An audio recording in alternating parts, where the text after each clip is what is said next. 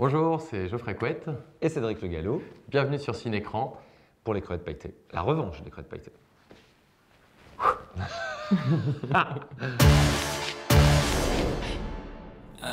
Je vous présente le super joueur dont je vous ai parlé, Selim. Pendant le tournage du 1, on était tellement à fond dedans qu'on ne savait pas du tout où on allait en fait. Et à la fin, on avait pris un tel plaisir que oui, on a un peu fantasmé sur le 2, mais c'est resté de l'ordre du fantasme.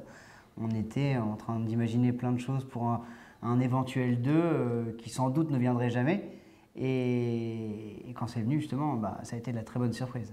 On l'a un peu envisagé quand on a eu le succès du 1, en fait, quand on a commencé à faire 250 000 entrées, puis après 300, 500, enfin, moi c'est plus là que je l'ai envisagé. Je me souviens très bien avec Renaud, notre producteur, on avait commencé à parler d'une série peut-être, enfin voilà, ça s'est fait quand même assez rapidement. La mayonnaise a pris un peu avec le succès et du coup, l'idée a germé assez vite dans nos têtes, mais surtout dans la tête des patrons d'Universal Monde. De la patronne. La patronne. Ça a été décidé alors que le premier film était encore à l'affiche. En l'occurrence, j'avais fait la couverture de l'équipe avec un de mes comparses du water-polo où on s'embrassait. Et c'est vrai que l'équipe avait osé faire cette une-là. Et nulle part dans le monde, un magazine sportif de cette ampleur l'avait fait. Et c'est arrivé jusqu'au bureau de la patronne d'Universal à Los Angeles. Vas-y, fais-la. Allô, bonjour, j'ai trouvé la couverture de l'équipe, elle est super. Est-ce qu'il y a un film numéro 2 qui est prévu? Et Xavier Albert, qui travaille à Universal France, lui a répondu « Bien sûr !» Oh, super, j'achète tout de suite. Mais ça s'est fait à peu près comme ça.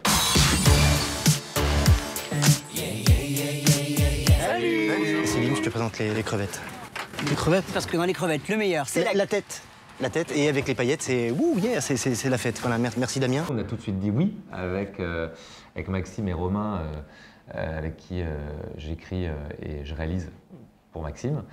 Et parce que c'était une chance inouïe de pouvoir avoir un tapis rouge pour écrire absolument ce qu'on veut sur ces thématiques qui sont si importantes et qui sont souvent des films à petit budget, souvent des films relativement peu vus parce qu'on a des circuits très courts. La chance d'avoir Universal avec nous, eh bien, c'est d'avoir une force de frappe et de pouvoir aborder voilà, cette thématique-là avec une totale liberté. Moi, j'étais sérieux là, tes potes, on dirait tous des gays. C'est un peu le concept de l'équipe, oui. Et moi, tu m'appelles. Et on n'est pas là pour se massacrer, hein. On va faire comment pour gagner des matchs? On a choisi pour la revanche des crevettes pailletées de placer les crevettes dans une terre hostile, en Russie, hostile pour les personnes LGBT. Aujourd'hui, tout le monde est menacé. Effectivement, ça résonne particulièrement, c'est-à-dire que cette oppression de Poutine sur cette communauté précisément, aujourd'hui n'est plus anecdotique. C'est-à-dire que c'est-à-dire que vraiment tout le monde est concerné, on le voit bien, et oui, ça donne une résonance particulière au film. Tu lui as bien dit que tu l'emmenais au Gay Games. C'est juste une équipe de water-polo en transit pour Tokyo, sans aucune intention de nuire à votre pays. Ici, l'homophobie, c'est un sport national. On se met en mode furtif, d'accord? Alors déjà, il y avait la volonté de tirer le fil de chacun des personnages beaucoup plus, d'aller un peu plus en profondeur dans ces thématiques propres.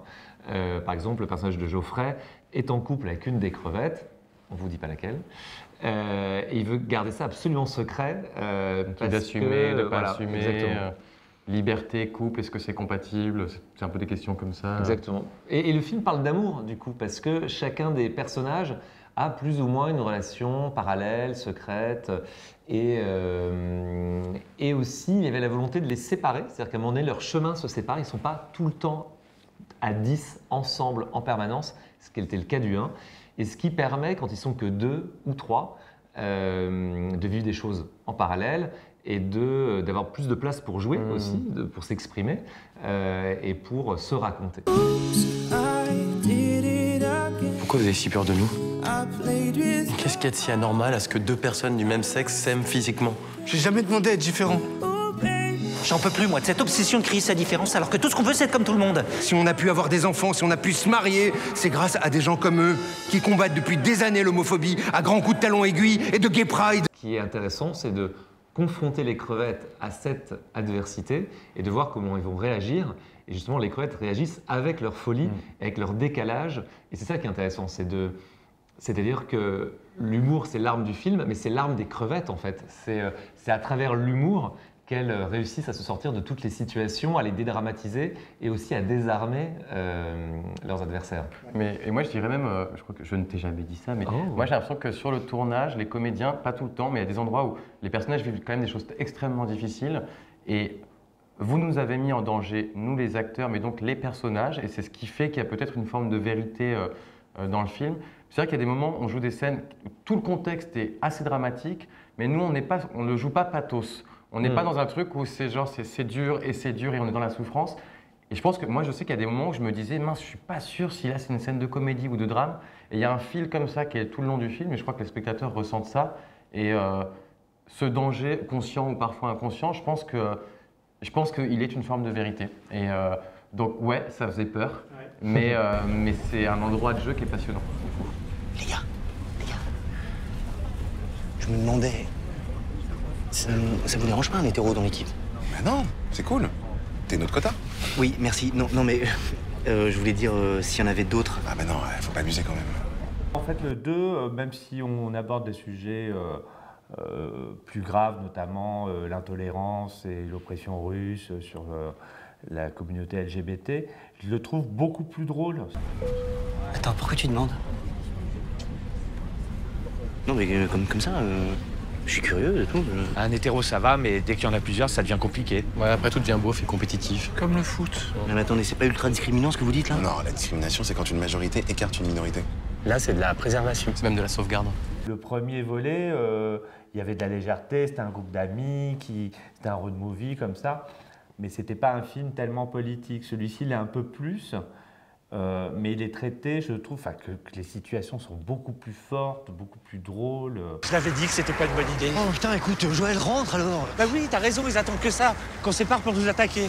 Mais attends, mais qui ça? Tu parles de qui? Y a pas un rat là, y a personne, t'es parano hein. Bon, c'est bizarre, ça devrait être là en fait. Oh, j'en étais sûr. Ah, mais y a quand même 4 étoiles sur Travel Gay. Mais les commentaires ont 5 ans, vu la politique du coin, ça a dû fermer. Mais non. L'écueil aurait été de prendre les mêmes et de les mettre ailleurs. Là, c'est pas le cas. Là, on part sur ce qui se passe 2 ans après la fin du 1. Donc moi, j'ai toujours aimé ça au cinéma, voir une suite en fait, pas voir les mêmes ailleurs. Et de retrouver ces persos, ce qu'ils deviennent, comment ils évoluent. Donc ça m'a vraiment plu. Fred! Allez, venez. Putain, c'est le pôle Nord ici, sérieux. Non mais Fred, il a raison, viens, on rentre, s'il te plaît. S'il te plaît, Fred! S'il te plaît, Fred. Quelle chance d'être né avec si peu de couilles. Bon ben... Non mais là, on va se les faire couper. Mon personnage, ce qui est bien, c'est qu'il a rencontré l'amour. Donc il est plus doux et le premier volet, j'étais tout en aigreur, en autorité, en conviction. Là, je suis un petit peu plus rond, un peu plus doux et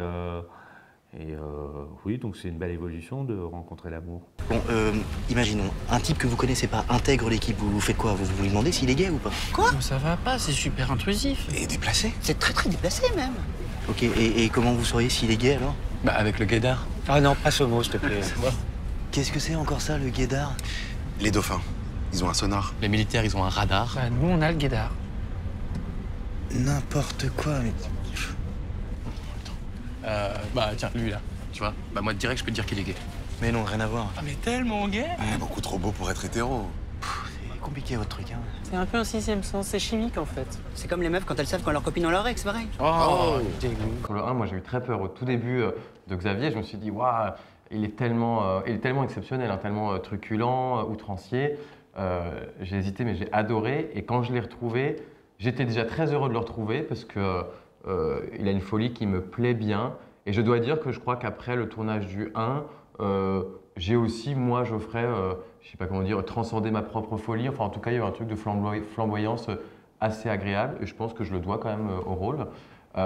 Et là, le rôle a déteint sur toi, tu vois. Un petit peu, je pense quand même. Moi, je dois avoir moins de soucis à prendre de la place.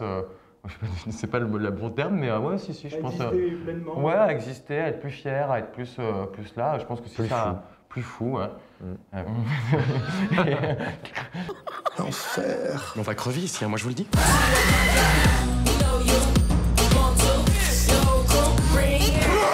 C'est quoi ça? C'est un gay homophobe. Et là, ce qui était passionnant dans le 2, c'est qu'en fait, le personnage, d'un seul coup, on en apprend plus sur lui, il y a plus de complexité, il y a plus d'aspérité, plus de réflexion. Et moi, je me suis dit, je vous en ai remercié, mais je trouve que le personnage de Xavier, c'est un personnage qu'on n'a pas encore trop vu au cinéma. C'est-à-dire que pour l'instant, on peut être gay très classique, on peut être gay folle. Alors attention, parce qu'il faut être folle, mais bien folle comme il faut et tout. Alors, Xavier, il y est et il se surassume, donc c'est très bien. Et puis là, il est folle avec de la réflexion, avec quand même des enjeux. Et je trouve que c'est un endroit, il y a peu de personnages comme ça. Et je trouve que le sublimer, la légèreté, c'est quelque chose d'essentiel et qu'on peut être léger, fou, folle en ayant un cerveau. Et je trouve ça très bien de le raconter. Mais attends-nous, moi, oh. Fred! Fred! Fred, arrête de faire ta rebelle! On est en danger!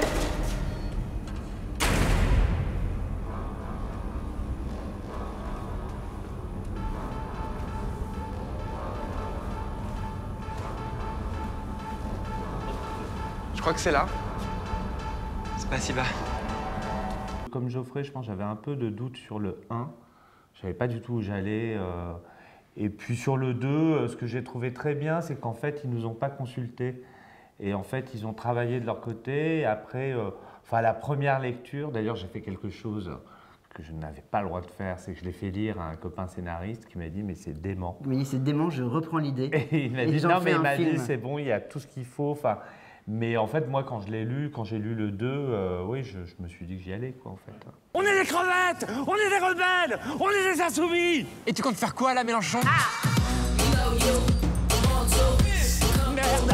Sur le 2, quand j'ai vu sur le papier comment évoluent les choses, notamment nos persos, etc.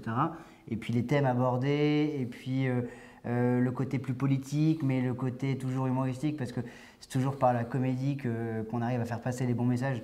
Et j'ai vu que c'était plutôt bien ciselé. Je me suis dit, bon, franchement, allons-y gaiement, quoi. T'aimes le rap, alors? Tu m'as dit quoi? Tu aimes le rap? Bah ouais. C'est cool. Et t'aimes aussi les trucs... tu vois, un peu plus pop ou... Pop? Oui, plus mélodique, tu vois. Genre Booba. Oui, Booba ou Céline Dion.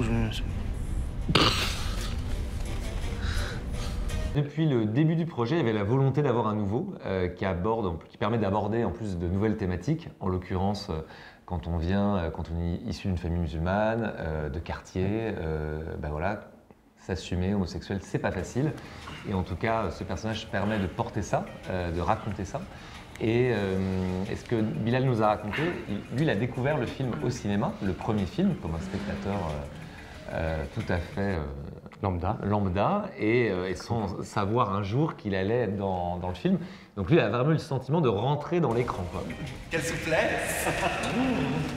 Bah, je m'échauffe. Petite séance de tir au but. Ah oui, vas-y, mets-moi un gros tir.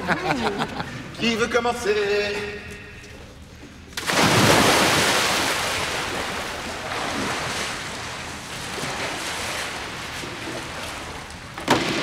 À toi de jouer, beau gosse. Non, il a très, très vite pris sa place et très bien. C'est-à-dire que ça rigole beaucoup sur le plateau. Et lui-même a tout de suite capté l'humour. Il nous a tout de suite remis à notre place surtout. C'est-à-dire qu'il est arrivé sur le plateau et c'était le premier jour tous ensemble, tous les comédiens. Et en effet, nous, en plus, on se connaît maintenant depuis 4 ans, donc ça vanne, ça va parfois très vite. Il y a 3 styles d'humour et tout. Et je crois qu'il est arrivé, il y a 2 personnes qui l'ont chambré tout de suite. Il a fait « ah ouais, tac, tac », il a répondu. Et tout le monde a fait « ok, il est génial, c'est bon ». Et on a passé, dès le premier jour, il était avec nous à pleurer de rire entre les prises, à tel point qu'on a dû refaire cette scène tellement, il y avait plein de raisons, mais nous, on était tous fatigués, on n'arrivait plus à articuler, tellement on avait ri de se retrouver et de le rencontrer. Formidable comédien. Allez, Selim, je vais te montrer pourquoi on m'appelle le mur. Parce que t'es vieux. Et décrépit. Les gars, respectez-le quand même. C'est un champion. Ouais, t'as raison, fous-toi de ma gueule. Mais dis-leur que t'as fait les JO. Mais la ferme, gamin. T'es chelou, j'essaye de te défendre. Ouais, c'est ça. Essaye au moins de m'en mettre un. On est devenu une bande d'amis après le 1, donc on se connaît un peu et on a tous nos humours et puis on les balance très facilement en off. Et donc on l'a mis tout de suite dans le bain avec nos conneries en off. Et il a très vite compris où il était tombé, quoi. Et lui, il appréhendait un peu. Et d'ailleurs, c'est assez bizarre parce qu'il avait vu le film. Et là, tout à coup, on lui proposait de rentrer dans le film, en fait. C'est vrai que c'est bizarre. Mais il connaissait les persos avant même de connaître les comédiens. Donc c'est très étrange comme situation. C'est un peu comme si moi, on me proposait de faire un énième Sissi impératrice. Pour jouer Sissi? Non, pour jouer avec Sissi. Ah, tu veux la jouer comme ça? Ouais, je veux la jouer comme ça, ouais. Allez. Ouais. Allez, allez.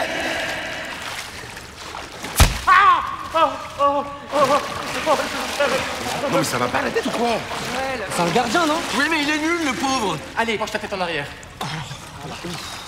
Dans l'écriture, il y avait cette idée de faire une comédie un peu plus à l'américaine, d'aventure, un peu comme Very Bad Trip, qui est une de nos références. Il y a un petit côté Les Évadés aussi, sans trop en dire. Voilà, il y avait aussi un peu le Dictateur de Charlie Chaplin, c'est-à-dire comment un juif se met dans la peau de l'oppresseur. Et il y a un peu de ça aussi dans Les Crevettes. Donc il y avait ce mélange un peu de genre pour en faire un film, un vrai film d'aventure, une vraie comédie d'aventure. Ce qu'on ne voit pas trop en France, c'est que c'est souvent les Américains qui font ça. Donc voilà, il y avait l'idée de faire voyager les spectateurs. Et on n'est pas là pour se massacrer, hein. On va faire comment pour gagner des matchs? Mais on s'en fout de ça. Le plus important, c'est la Corée. La Corée? Pour la cérémonie d'ouverture des Gay Games. Des quoi? Bah, les Gay Games. C'est quand même l'événement homosexuel le plus important au monde. Et en plus, cette année, c'est diffusé dans plus de 70 pays, alors... Là, ce qui était compliqué, c'était l'eau, toujours, mais à l'état de glace. Le froid. Ce qu'on appelle le froid. Mais malgré le froid, on avait besoin de neige et il ne neigeait pas. Donc on guettait tout le temps nos applications météo. Il y a une scène sur un lac gelé qui ne gelait pas, qui a finalement gelé, mais pas assez. Donc on a dû construire toute une structure qui s'est mise, qu'on a glissée sous le lac pour pouvoir le maintenir, pour que ce soit suffisamment sécurisé pour les comédiens. Donc voilà, on a eu beaucoup de galères liées au froid. Et pour les comédiens, c'était très dur parce qu'ils ne pouvaient pas être aussi couverts que nous, vu que nous, on était couverts. Voilà, on voyait à peu près que ça de nos visages, de l'équipe technique. Voilà, et les comédiens, évidemment, il faut qu'on voit leur visage. Et c'était dur pour eux. Ouais, puis nous, on avait, et ça se voit pas dans le film, j'avais peur que ça se voit, mais les scènes en extérieur, moi j'ai quand même 2 collants, une combinaison de ski sur mon pantalon. Je pensais qu'en extérieur, on serait tous hyper larges, mais non, ça se voit pas. Mais non, ouais. Puis t'as beau tout faire, le froid ça remonte très vite, puis sur des grands froids comme ça, c'est une galère, quoi. Mais ouais. Tout était très physique, parce qu'on a beaucoup couru dans la neige avec des chaussures inadaptées. Non, c'était très physique, c'était différent, mais heureusement qu'on n'a pas eu le water polo en plus. On a eu une nuit de water polo dans une piscine un peu sous-chauffée sur la route de Tchernobyl. Non, c'était terrible, il faisait froid. Non, ouais, mais c'était rien comparé, comparé à ce qu'on s'est tapé sur le 1, parce que là, ça a été vraiment une belle partie de pas plaisir. Et c'est rien aussi comparé au froid qu'on avait à l'extérieur de la piscine. Ce qui nous faisait parfois, il faisait parfois moins 22, ressenti moins 30. Quand il y a un vent de malade et qu'on est juste en petit pull avec un petit blouson, parce que c'est nos costumes de perso. C'est compliqué. Ah ouais.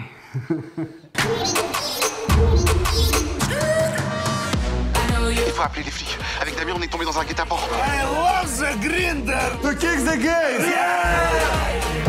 Vous les avez arrêtés parce qu'ils sont gays. Ils ont encore fait n'importe quoi. Toi, tu t'es bien foutu de ma gueule. Attends. Sale menteur de merde. Je suis pas comme vous. Le 1, c'était l'eau. 2, le froid, la glace. Donc il nous reste quoi? Le feu. Le feu ou la boue. Ouais, la terre ou le feu. Donc j'ai hâte d'être la sauvageonne de Fort Boyard. Non, on s'amuse à les imaginer dans l'espace, au Brésil, en Amazonie. En Amazonie, on verra où ça nous mène, mais ça dépendra des gens. S'ils viennent voir le 2, peut-être qu'il y aura un 3, mais... Ouais, je mime. C'est bien. Si les scénaristes sont partants et si on ne fait pas un 3, c'est-à-dire on prend les mêmes et on les remet encore ailleurs, et que c'est vraiment une suite et que ça a un sens, avec grand plaisir évidemment. Moi, je suis hyper partant, mais je pense que ça va être encore une galère parce qu'on va tourner dans la jungle ou un truc comme ça. Voilà, c'est le perso de Joël qui parle et non plus Roland. Il y aura des moustiques, il y aura des migales, on va se faire piquer. Comme quoi, on n'est pas loin de nos persos. Ça va être un tournage difficile. En fait, on saura, heureusement qu'il se passe 3 ans, parce que c'est des tournages, les deux étaient quand même des tournages assez difficiles, enfin fatigants. Et puis moi j'aurais 3 ans de plus, toi aussi d'ailleurs. Mais c'est plus compliqué. Ah non, t'es cryonisé, donc je ne veillais pas. Non mais on n'est pas James Bond, qui pourtant est gay. James Bond il est pas gay, excuse-moi mais... Bah si, tout le monde le sait. Hein. Mais non, de toute façon avec vous tout le monde est gay. Bah oui. On pense beaucoup à nos équipes ukrainiennes puisqu'on a tourné en Ukraine et on les salue et on est toujours en contact avec elles d'ailleurs. Et puis on est très admiratifs de leur force, de leur courage. La guerre s'est déclarée il y a maintenant quelques semaines déjà, ça commence à passer, mais quelques semaines et ils sont passés très très vite, tous ceux qui ont écrit, de cet état de stupéfaction et de peur à un état de courage, d'envie de se battre pour sa liberté. Ils sont tous très touchés que le film commence à être vu en France parce qu'il nous dit « Ne nous oubliez pas, ne soyez pas silencieux, parlez de ce qui nous arrive ». Et on les embrasse d'où qu'on est, puis avec beaucoup d'amour et on les admire pour leur force. Quand la guerre a été déclarée, bien évidemment ça nous a parlé comme ça parle au reste du monde. Après effectivement on a passé 3 mois là-bas, les réalisateurs encore plus de temps, on connaît du monde. Et je me suis dit ça va être très compliqué de parler du film. Ça va être très compliqué, et puis on n'est pas dans un truc de est-ce que ça va nous desservir, nous servir, on n'est pas là-dedans, c'est trop grave. Mais en fait, il y a quelque chose qui rejoint tout, c'est qu'en fait le film parle de l'oppression russe. Et là, on est dedans, quoi, en fait. Et voilà, et en fait, nous, on leur envoie des vidéos quand on fait des avant-premières. Si ça leur fait passer 30 secondes, ça leur fait plaisir. C'est des gens qui ont travaillé avec nous. Voilà, mais oui, effectivement, ça fait résonance, mais c'est tellement terrible ce qui se passe que nous, malgré tout, on fait du divertissement, mais du divertissement politique. C'est ça, aujourd'hui, c'est des droits bafoués là-bas, et puis des mesures un peu liberticides, et c'est un peu ce que dénonce le film. Donc tout se rejoint, l'actualité et la fiction, et ça prend une tournure un peu étrange, ouais. Et comme le disait Roland, on a passé 3 mois là-bas à peu près, et tous les gens que vous voyez dans le film, en dehors des comédiens français, sont complètement tous ukrainiens, aussi bien devant la caméra que derrière. Toute l'équipe technique est ukrainienne. Et du coup, ouais, on a toujours une pensée chaque jour pour eux aujourd'hui. C'est un peu étrange.